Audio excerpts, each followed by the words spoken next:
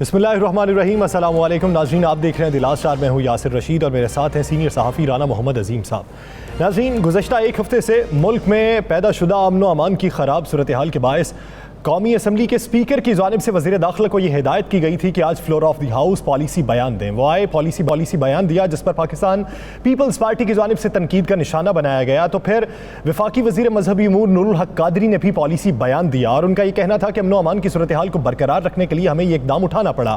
फिर बिलाखिर वज़ीर आज़म इमरान खान ने कौम से खिताब किया और कौम को एतमाद में लिया। उनका ये कहना था कि मुजाहिरा करने वालों का और हमारा मकसद एक ही है और हमारी हुकूमत का मकसद भी वही है, लेकिन तरीक़ा कार मुख्तलिफ हैं। सफ़ीर को मुल्क बदर कर देने से और बायकॉट करने से क्या ये सिलसिला रुक जाएगा? ऐसे वाक़यात नहीं होंगे। उनका ये कहना था कि हमें बतौर मुस्लिम उम्मा यकजहती का मुजाहिरा करना होगा और इसमें मुसलमान ममालिक को अपने साथ मिलाना होगा। राना साहब, हमें यहाँ पे ज्वाइन किया है वज़ीर सेहत पंजाब डॉक्टर यासिर साहिबा ने। डॉक्टर साहिबा, बहुत शुक्रिया आपके वक्त का। डॉक्टर साहिबा, जब सब मुसलमानों का अकीदा एक है, उनका मौक़िफ़ एक है और हम ये मानते हैं कि कहने को नात सैयद अली वकार की, मुँह में ज़बान चाहिए परवरदिगार की, तो एक ऐसे वक्त में अमन व अमान की सूरत हाल ख़राब करने में वो कौन से अनासिर शामिल थे जिसकी निशानदही पंजाब हुकूमत कर पाई? मेरा ख्याल है जो वज़ीर आज़म साहब ने आज तकरीर की है, शायद ही कोई ऐसी बात है जो उन्होंने खुल के कौम के सामने नहीं पेश की। देखिए, पाकिस्तान के जितनी हमसाये मुल्क में दुश्मनी है, शायद ही कहीं किसी और मुल्क इतना सफ़र करता हो जितना हम सफ़र करते हैं। एक कांस्टेंट कॉन्स्पिरेसी का काम चल रहा होता है मुसलसल। देखिए, सबसे बड़ी बात है कि वज़ीर आज़म साहब ने कहा कि हम मुसलमान हैं सारे, और जो इश्क हमारे दिल में है हज़रत मोहम्मद सल्लल्लाहु अलैहि वसल्लम को, किसी बंदे को मेरा ख़्याल है सवाए तकलीफ़ के और कुछ नहीं होता। और ये बात बिल्कुल उन्होंने वाज़ेह तौर पे कहा है कि कॉन्स्पिरेसी के तहत ये सारा कुछ पाकिस्तान में हर वक्त हालात ख़राब रखना जो है वो इसीलिए है कि पाकिस्तान किसी तरीके से मईशत में तरक्की ना कर पाए और अपने आप को स्टेबलाइज ना कर पाए। और वो वाली बात है कि देखिए, इतना बड़ा कमिटमेंट, इतनी बड़ी कमिटमेंट कर रहे हैं वो, कि वो खुद, आपको भी पता है और मुझे भी पता है कि अल्लाह ताला हमें इस मुश्किल वक्त से निकाले जिस मुश्किल वक्त से हम वैसे कोविड की वजह से गुजर रहे हैं। और ये जो हमारी तबाही का जो भी कॉन्स्पिरेसी की वजह से बना है, अल्लाह ताला इस मुश्किल वक्त से भी निकाले। और अल्लाह करे कि ये सारे मुज़ाकरात इसलिए कामयाब हों कि जब तक हम सब इत्तेहाद करके इकट्ठे नहीं होंगे और बाकी मुसलमान मुल्क भी शामिल नहीं होंगे, तो शायद हम अपनी बात इस तरह कभी भी मनवा ना सकें अगर हम अपने मुल्क के अंदर इस तरह के फसाद करके और हालात ख़राब करते हैं अपने मुल्कों में। डॉक्टर साहब, इफ़हाम व तफ़मीक के लिए कल एक वफ़द रात को गया, पुलिस एहलकार रिलीज़ हो गए, आ गए, अब मज़ीद राउंड चल रहे हैं। क्या ये सारा सिलसिला पहले से शुरू नहीं हो जाना चाहिए था? क्या ये सारी चीज़ें पहले मैनेज नहीं हो जानी चाहिए थी? और हम समझते हैं कि वो हमारे ही लोग हैं, हम में से हैं, हमारे भाई हैं, हमारे दोस्त हैं, हमारे साथी हैं। तो आप सब मिलकर अगर ये कोशिश करते तो क्या ये मसला इफ़हाम व तफ़हीम से हल ना हो जाता? अजीम साहब, आप बिल्कुल सही फरमा रहे हैं, पर मेरा ख्याल है कि जब एक कमिटमेंट की थी हुकूमत ने और कहा था कि इस सारे मौक़िफ़ को जो है असम्बली में लेके जाएंगे, तो फिर इंसान ये उम्मीद रखता है कि जो बात ऑलरेडी तय पाई है, आप उस चीज़ को सामने मद्देनज़र रखते हुए आप असम्बली सेशन का इंतज़ार करके और असम्बली के अंदर ये बात डिस्कस होने के बाद आपने तैयारी करनी थी। लेकिन आपके सामने है कि तैयारी होनी शुरू हो गई, हुकूमत के बार बार कहने के बावजूद कि भाई आपने एक वक्त दिया हुआ है, टाइम दिया हुआ है, उस टाइम पे सब कुछ हो जाएगा, बात भी होगी। तो मेरा ख्याल है कि कुछ शरारत की गई है बाकायदा, ये सारा जो ऑलरेडी बातें चल रही थी उसको मज़ीद उसमें बिगाड़ पैदा करने के लिए, कि एक टाइम से पहले तैयारी। डॉक्टर साहब, अब तक जो 2 राउंड हो चुके हैं उसमें आपने क्या चीज़ निकाली है? कितनी बर्फ़ पिघल चुकी है? कितने अवाम जानना चाहती हैं, लोग परेशान हैं, जानना चाहते हैं कि मज़ीद ये मामला कब तक हल होंगे? अल्लाह ताला खैर रखे जी। इंशाअल्लाह सारे हम मुसलमान हैं, सब पाकिस्तानी हैं, और इंशाअल्लाह बहुत उम्मीद है कि अल्लाह ताला مہربانی ہم پہ سب پہ کرے اور ہم اپنی عقل اور دانش سے یہ کام کرتے ہوئے یہ سوچ لیں کہ ہم سب اتحاد سے اگر اکٹھے کام کریں گے تو انشاءاللہ یہ جو ہم نے ایک بہت لمبی چوڑی جنگ لڑنی ہے اسلاموفوبیا کے خلاف جو خان صاحب کہہ رہے ہیں اور جس طرح لوگ نفرت اور انتشار پھیلاتے ہیں مسلمانوں کے خلاف، اس کے خلاف ہمیں ایک بہت لمبی جنگ لڑنی ہے جس میں ہم سب اسلامک جو ملک ہیں ہم سب کو اکٹھا ہو کے اور متحد ہو کے یہ کام کرنا پڑے گا، تب ہم اپنی بات صحیح طریقے سے منوا سکیں گے۔ تو اللہ خیر کرے گا انشاءاللہ، امید ہے کہ آج رات ڈاکٹر صاحبہ یہ پہلی بار تو واقعہ رونما نہیں ہوا، آج سے 900 سال پہلے یا 700 سال پہلے بھی آٹومن امپائر کے دور میں بھی فرانس کی جانب سے اس طرح کے واقعات ہوتے رہے جن کا بائیکاٹ کیا جاتا رہا، دھمکی دی جاتی رہی، تو اس وقت آٹومن امپائر کی چھتری تلے بیشتر ممالک موجود تھے، اس کا مطلب یہ تھا کہ مسلم امہ یکجہتی میں تھی، تو اس وقت OIC کو بحال کرنے کی کتنی ضرورت ہے؟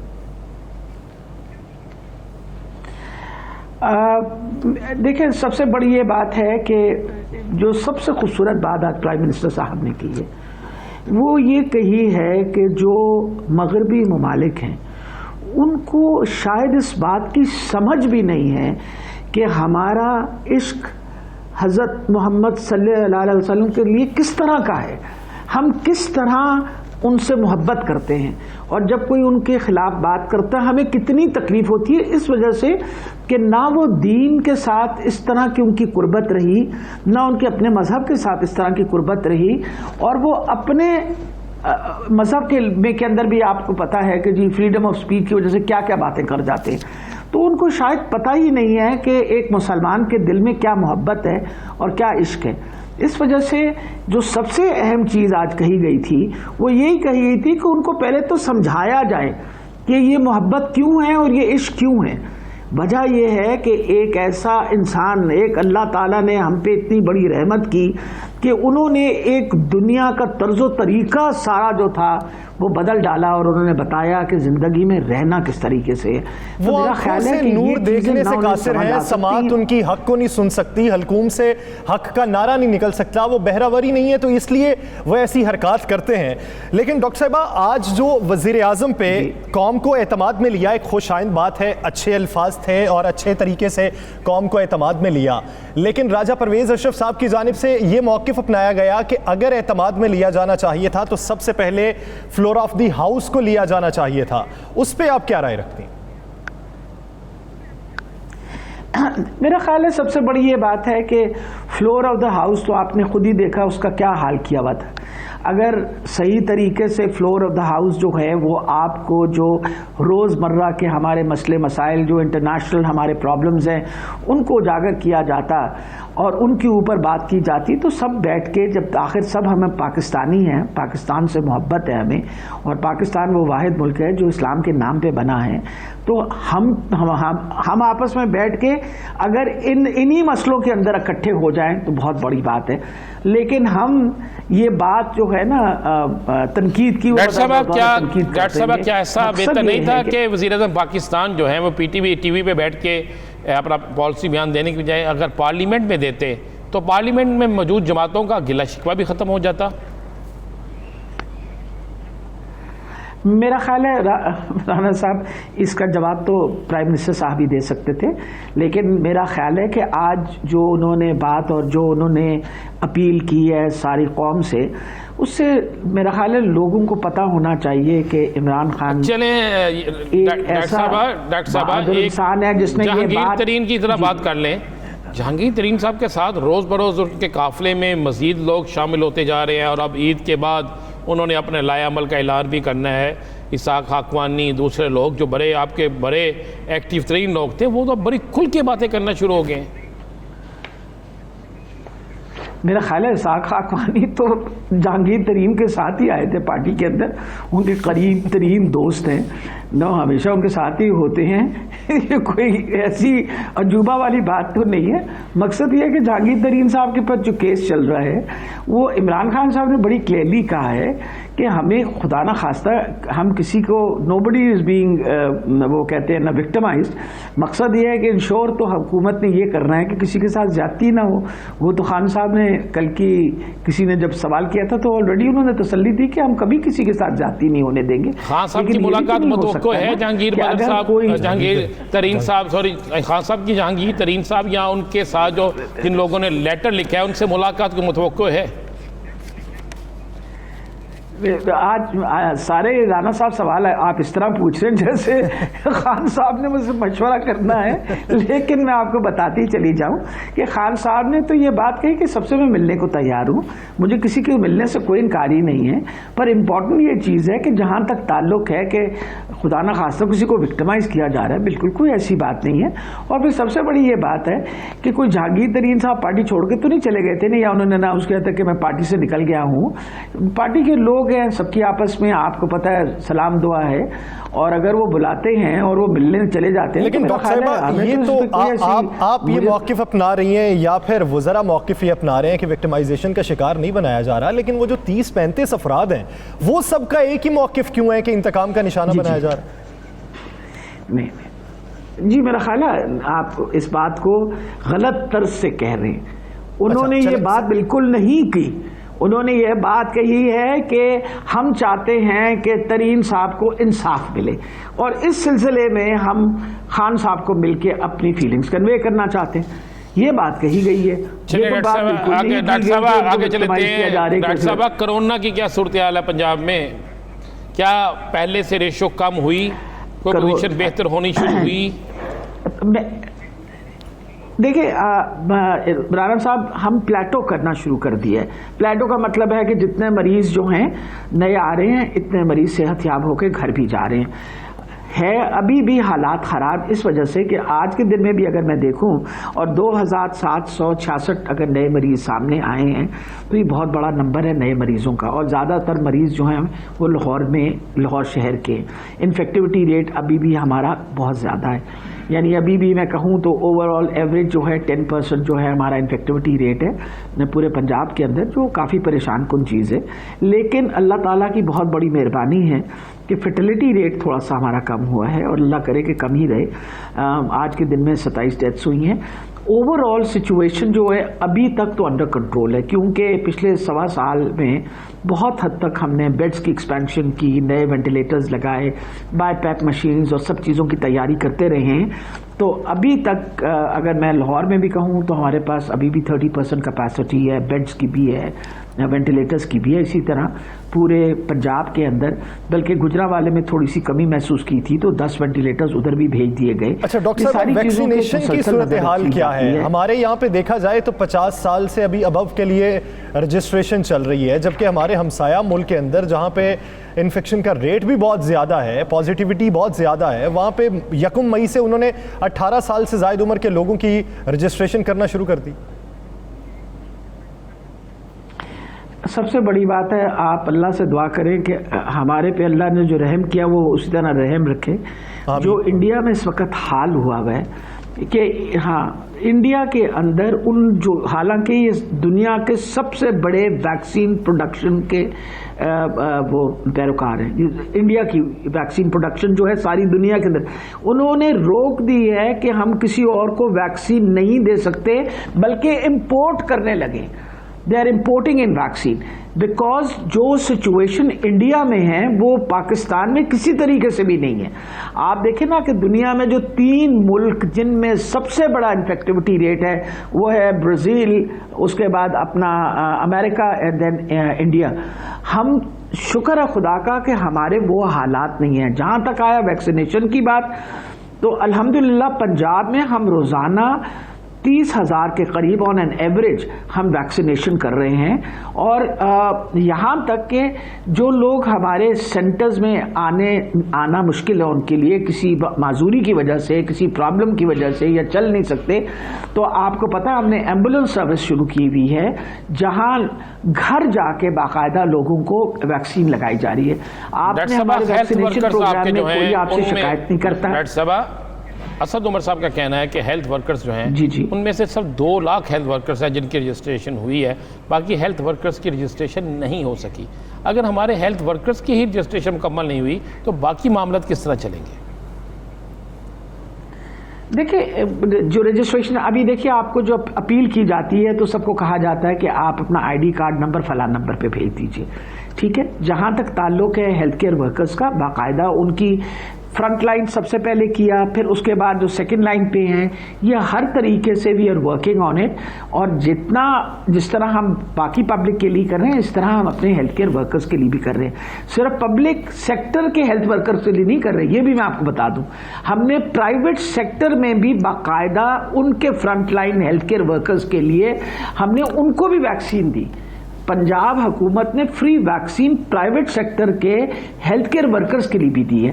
اس لیے میں آپ کو پوری تسلی دے رہی ہوں کہ ابھی جو ہمارا ویکسین کا پروسیس ہے، شکر ہے خدا کا کہ اکارڈنگ ٹو جتنی ریکوائرمنٹ ہے، ہمیں این سی او سی نے کہا ہے کہ آپ آن این ایوریج 30,000 رکھیں، ہم 30,000 ویکسینیشن روزانہ کر رہے ہیں انشاءاللہ۔ ڈاکٹر صاحبہ، جب آپ کا موقف یہ ہے کہ لاہور کے اندر ریشو زیادہ ہے، تو ہم نے یہ دیکھا کہ ماضی قریب میں کچھ کیسز ہوئے، مقدمے درج ہوئے ایس او پیز پر عمل درآمد نہ ہونے میں، تو کیا اسے مستقل بنیادوں پر قانونی عمل میں شامل کر رہے ہیں؟ میں سمجھی نہیں، معافی چاہتی ہوں، دوبارہ بولیے گا۔ قانون سازی کوئی کر رہے ہیں باقاعدہ طور پہ ایس او پیز کی خلاف ورزی کرنے پہ؟ یہ جو ماضی قریب میں مقدمے ہوئے کچھ، تو کیا مستقبل میں بھی ایسی ہمیں روایات دیکھنے کو ملیں گی؟ جی جی نہیں، میرا خیال ہے کہ ہم نے تو پورا there's a whole legislation done on it، اس پر باقاعدہ سارے، آپ کو پتہ ہے کہ یہ جو رولز ریگولیشنز بنے باقاعدہ جب ایمرجنسی ڈکلیئر ہو جاتی ہے تو پھر ہر طریقے سے ایس او پیز پہ جو عمل درآمد کرنے کے لیے باقاعدہ پرمیشن دی گئی ہے کہ آپ نے کیا کیا، مطلب یہ جو مقدمے کیے، آپ بتائیے کہ اگر فالو نہ کریں آپ ایس او پیز ایمرجنسی کے طور پہ تو پھر کچھ نہ کچھ تو کرنا پڑتا حکومت کو، کریں تو تب ہم برے، نہ کریں تو تب برے۔ ڈاکٹر صاحب، دو سوالات ہیں چھوٹے سے، ذرا مختصر سے جواب چاہیے ان کے۔ کیا آنے والے دنوں میں جو ایک شور مچا ہوا تھا کہ مکمل لاک ڈاؤن لگ سکتا ہے، اس کے کوئی امکانات تو نہیں ہیں؟ اور دوسرا، پرائیویٹ ویکسین جو ہے وہ چند جگہوں پہ آ گئی تھی، اس کے بعد ایک دم وہ سسٹم ختم ہو گیا، کیا یہ دوبارہ پرائیویٹ ویکسین جو ہے اس کا سلسلہ شروع ہوگا؟ جی، دونوں باتوں میں آپ کو بتا دوں، ابھی تو کسی لاک ڈاؤن کا مزید کوئی ارادہ نہیں ہے۔ اگر پلیٹو کر لیا ہم نے تو انشاءاللہ جس طرح لاک ڈاؤن یا پارشل لاک ڈاؤنز چل رہے ہیں اور سیٹرڈے سنڈے بند کرنے کا پروگرام ہے، اسی طرح کرتا جائیں گے۔ جہاں تک ویکسین کا تعلق ہے، پرائیویٹ سیکٹر کے اندر ویکسین ان کی ختم ہو گئی تھی، جو ویکسین انہوں نے منگوائی تھی 50,000 کے قریب، وہ سب کو لگ گئی تھی، اور اب انہوں نے جو نئی ویکسین ان کی آ رہی ہے وہ جس وقت پہنچی گی، ہم نے تو ان پہ بالکل کوئی پابندی نہیں لگائی ہوئی، بلکہ ان کے ویکسینیشن سینٹرز کو باقاعدہ انسپیکشن کر کے اپروو بھی کر رکھا ہے۔ جیسے جیسے ان کی ویکسین آئے گی وہ لگاتے جائیں گے۔ جس طرح ویکسین آتی جائے گی اسی طرح پرووائڈ بھی کرتے رہیں گے، اور ایس او پیز پر عمل درآمد کرنا لازم ہوگا۔ اگر ایس او پیز پر عمل درآمد نہ کیا جائے تو حکومت کو سخت ایکشن لینا پڑ سکتا ہے۔ بہت شکریہ ڈاکٹر یاسمین راشد صاحبہ اس حوالے سے اپنا وقت دینے کے لیے۔ ناظرین، پیز پر عمل درآمد بے حد ضروری ہے۔ جس طرح شرح میں اضافہ ہو رہا ہے، یہ شرح میں اضافہ ہمارے لیے بھی نقصان دہ ہے اور حکومت کے لیے بھی نقصان دہ ہے۔ ہم اپنے لیے بھی آسانی پیدا کریں اور حکومت کے لیے بھی آسانی پیدا کریں تو صورتحال کچھ بہتر ہو سکتی ہے۔ دیگر ایشوز پر بات کریں گے ایک شارٹ بریک کے بعد۔ اسٹے ود اس۔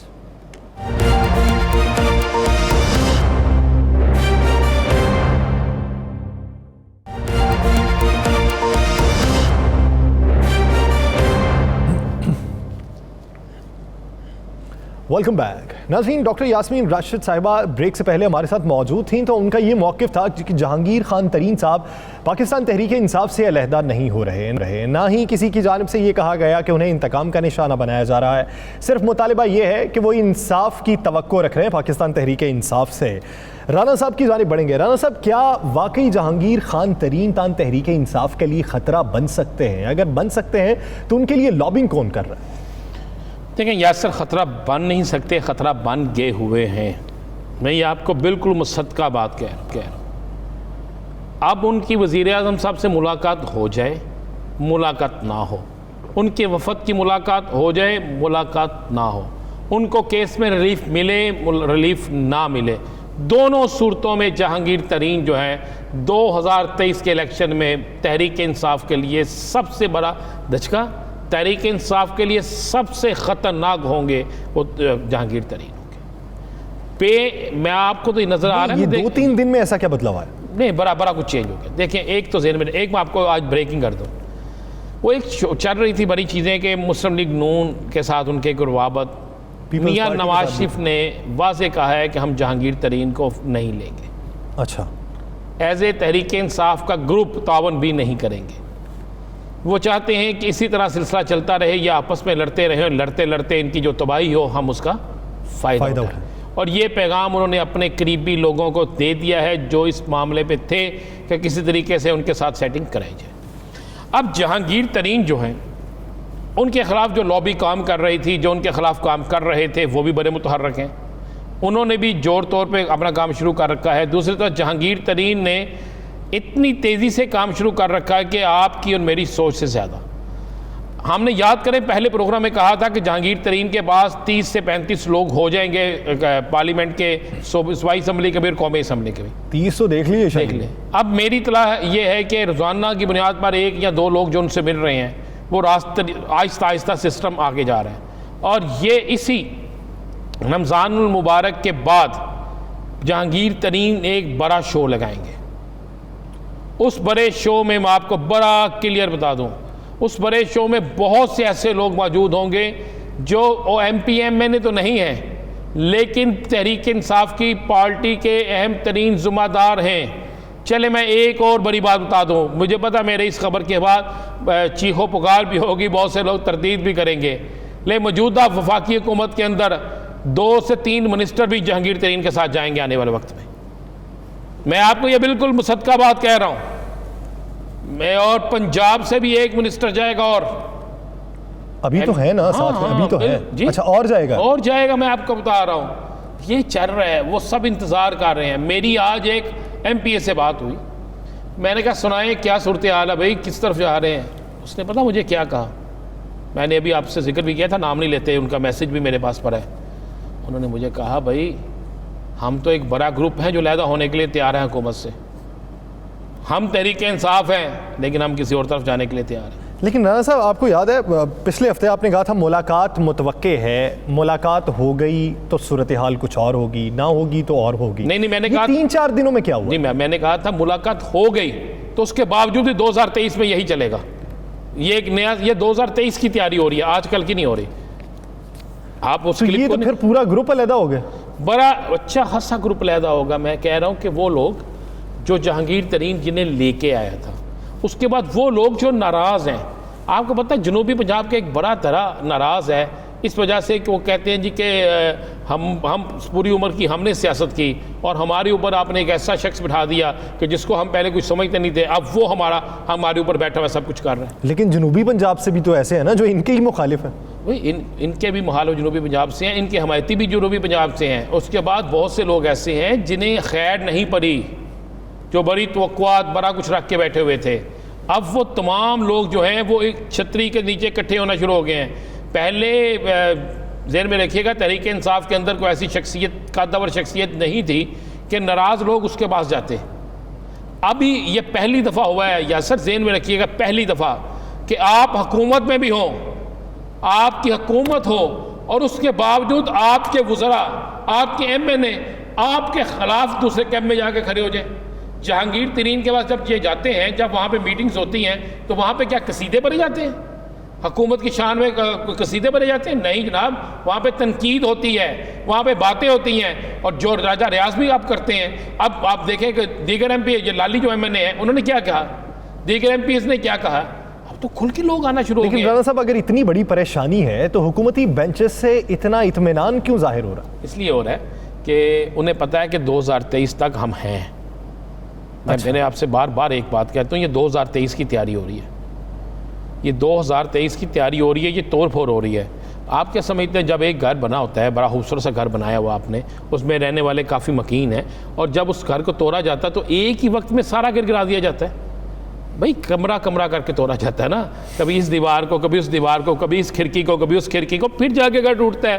پھر اس کے بعد دوبارہ بنایا جاتا ہے. جب دوبارہ بنایا جاتا ہے پھر دیکھتے ہیں یار یہ کمرہ یاسر کا ہوگا، یہ کس کا ہوگا، یہ کس کا ہوگا. یاسر یہ اس کو شروع ہو گیا ہے. میں آپ کو جو بات کہہ رہا ہوں آپ کو آنے والے دنوں میں نظر آنا شروع ہو جائے گا. رانا صاحب اسی سے متعلق ایک آخری سوال، اگر پاکستان مسلم لیگ نون انہیں 2023 میں بھی قبول نہیں کرتی یہ اس دھڑے کو, تو یہ دھڑا کہاں پہ کھڑا ہوگا 2023؟ دھڑا ایک انفرادی طور پہ کھڑا ہوگا.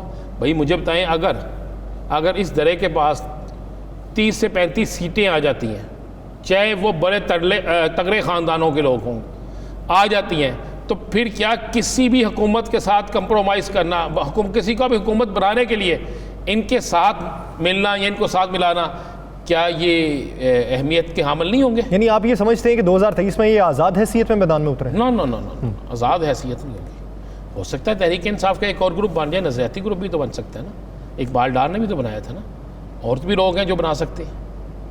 ہو سکتا ہے اس وقت تک معاملات کچھ اور ہو, جو آزاد بھی چلے لگا لیں, ناراض گروپ لگا لیں, نظریاتی گروپ لگا لیں, کوئی گروپ لگا لیں, لیکن وہ ہوں سارے جہانگیر ترین کی چھتری کے نیچے, تو پھر پاکستان تحریک انصاف کو ٹف ٹائم تو دے سکتے ہیں. صورتحال اس نہج تک آن پہنچی ہے کہ موجودہ حکومت میں بھی اور اگلے الیکشن میں بھی یہ اگر دھڑا علیحدہ ہی رہا تو حکومت کو کس حد تک نقصان ہوگا اور آنے والے دنوں میں کی تیاریوں میں کتنی مشکلات کا سامنا کرنا پڑ سکتا ہے, یہ حکومت کو بہتر ادراک ہونا چاہیے. ناظرین دیگر ایشوز پر بات کریں گے شارٹ بریک کے بعد. اسٹے ود اس.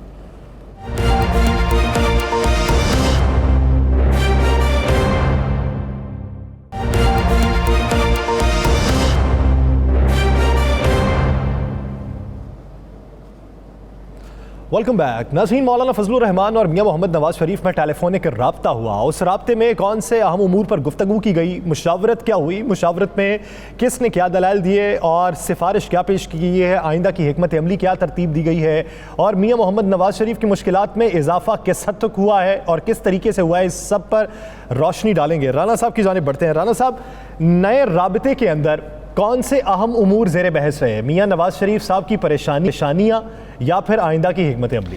یاسر, ایک تو پہلے میں آپ کو ایک خبر اور دیتا چلو اس میں پیچھے ہم جو ڈسکس ہم نے کیا. ایک تو 72 گھنٹوں کے اندر جہانگیر ترین کے جو لوگ ملنا چاہتے تھے عمران خان سے, ان کی ملاقات متوقع ہے. اچھا, لیکن یہ ملاقات میں رزلٹ کوئی ایسا نہیں نکلے گا.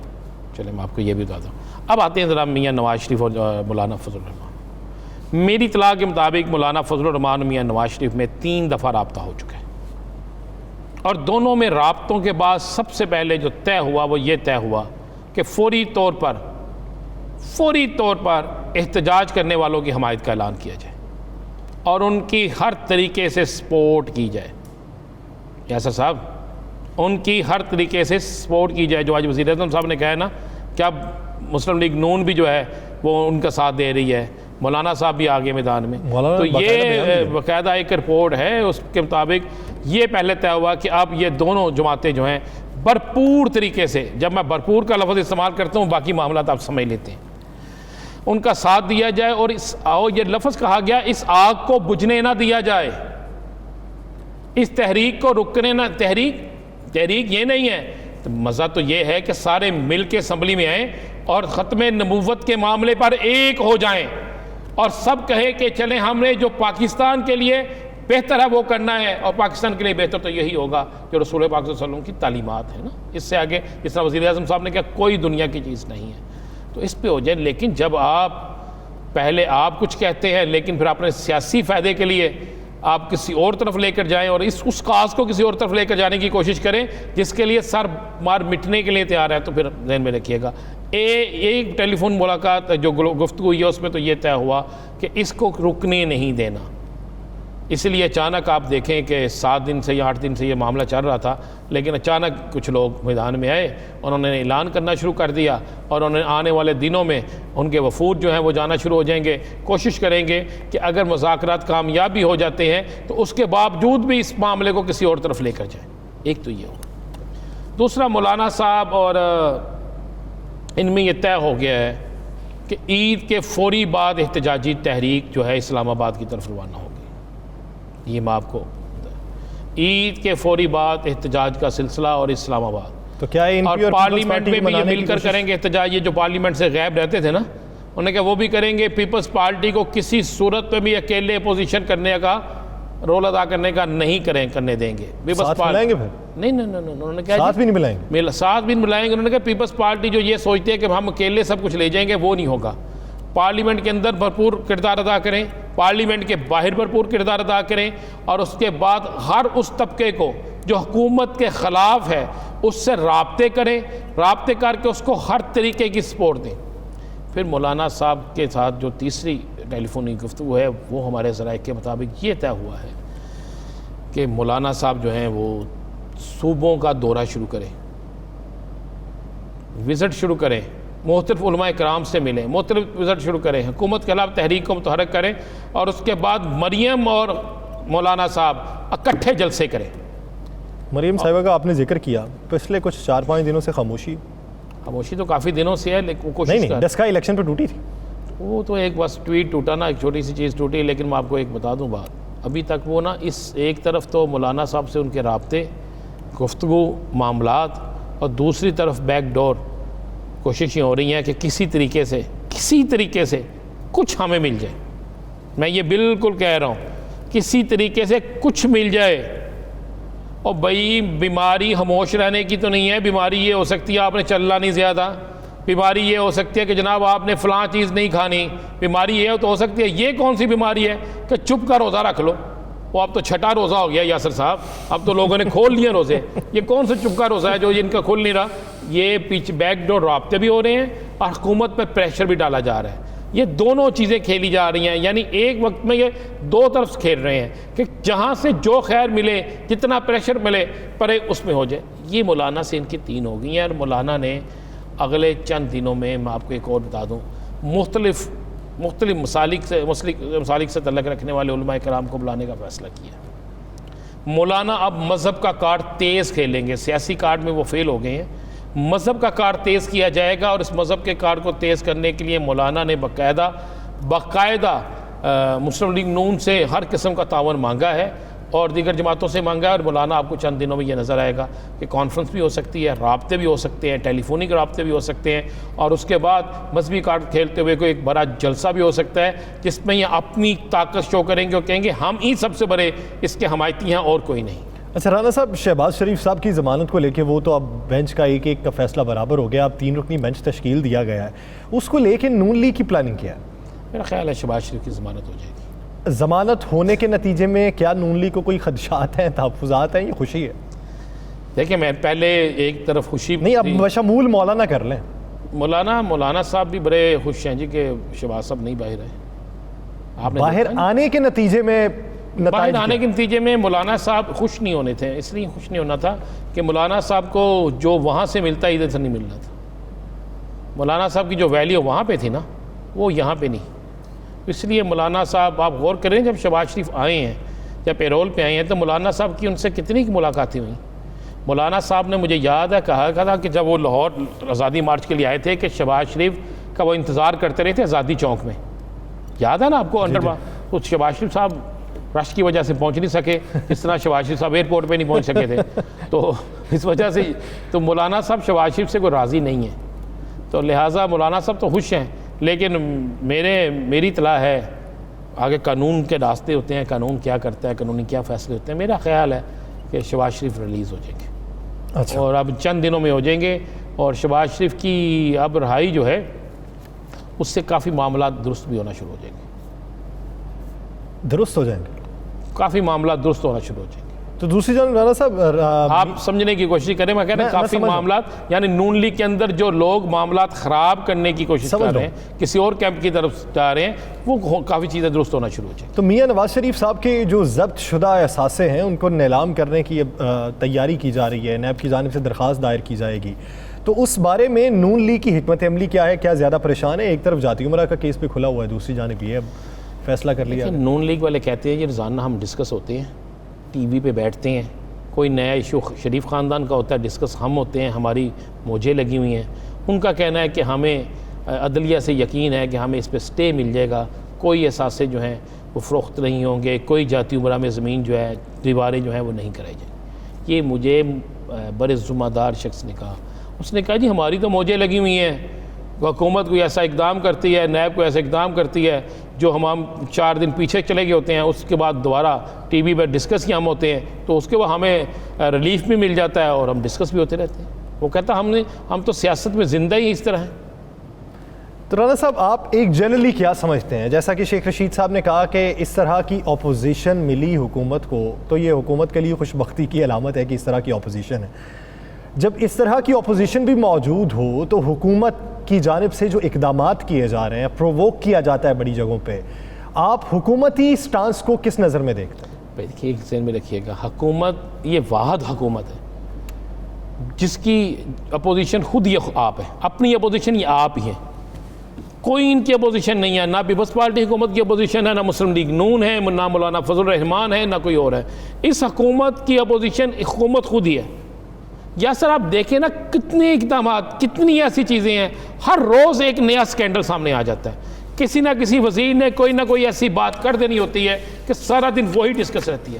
چلیے ذرا حکومت پہ کرتے ہیں نا. اپوزیشن کوئی نہیں، مسلم لیگ نون سائڈ پہ ہو گئی، پیپلز پارٹی سائڈ پہ ہے، مولانا صاحب سائڈ پہ ہیں. یا سر ذرا مہنگائی پہ بات کر لیں.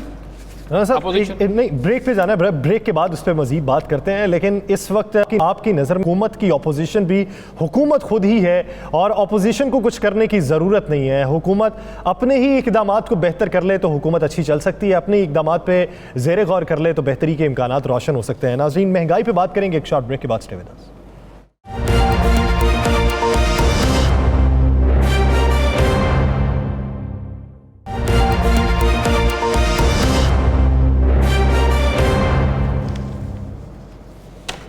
Welcome back. ناظرین سستے رمضان بازار لگا لیے گئے، حکومت کی جانب سے بڑے ریلیف پیکج کا اہتمام کر لیا گیا اور بہت سی جگہوں پہ دعوے یہ کر دیے گئے کہ مہنگائی اس رمضان المبارک میں کنٹرول کی جائے گی، حالات بہتر رہیں گے. لیکن نتائج کیا ہیں، زمینی حقائق کیا ہیں، اس سے سبھی واقف ہیں. ہر شہر میں نرخ نامہ سائٹ پر اور جو بتایا جاتا ہے ہوش ربا نرخ ہوتے ہیں کہ پاؤں کے نیچے سے زمین نکل جاتی ہے. مرغی کا ریٹ مختلف شہروں میں مختلف قیمتوں پر. کراچی میں 500 روپے تک مرغی کا گوشت بکنے لگا ہے. سبزیاں، پھل، اشیاء خورونوش، دالوں کی قیمتیں آسمان سے باتیں کر رہی ہیں. پرائس کنٹرول کمیٹیز کدھر ہیں؟ حکومتی ترجیحات کیا ہیں؟ اقدامات کیا ہیں؟ یہ بہتر کیوں نہیں ہو رہے اور کون سا مافیا ہے جو سرگرم ہے جس کے آگے حکومت سر نگوں کھڑی ہے؟ اسی بات کرتے ہیں، رانا صاحب کی طرف رخ کرتے ہیں. رانا صاحب، مہنگائی کا طوفان، یہ جن قابو میں کیوں نہیں ہے؟ کون سے عناصر ہیں جو حکومت کے اقدامات کی راہ میں رکاوٹ بنے ہوئے؟ کوئی عناصر نہیں ہے. چور اور چوکیدار آپس میں مل چکے ہیں. حکومت کے وہ ذمہ داران جن کو حکومت نے ذمہ داری دی کہ آپ جائیں مہنگائی کو کنٹرول کریں، پرائس کنٹرول کمیٹیاں بنائی، کمشنر، ڈی سی او پتہ نہیں کیا کیا لگا دیے، کتنے وزراء کی ڈیوٹیاں لگا دی، سارا پاکستان ایک ہی کام پہ لگا دیا. سر میں یاسر حکومتی دکھاتا ہوں. 16 تاریخ کا یہ حکومتی نرخ نامہ ہے مرغی کا، یہ 16 کا. اس میں حکومتی ہے، یہ بازار میں یہ اس ریٹ پہ نہیں ملتی. زندہ مرغی 234 روپے اور پرچون میں 242 روپے. برائلر مرغی گوشت 351 روپے. ٹھیک، یہ ہے مرغی کا. آگے بھی آپ کو باقی چیزیں بھی دکھاتا ہوں. اور یہ ہے سبزی اور پھل کا ریٹ، یہ 16 تاریخ.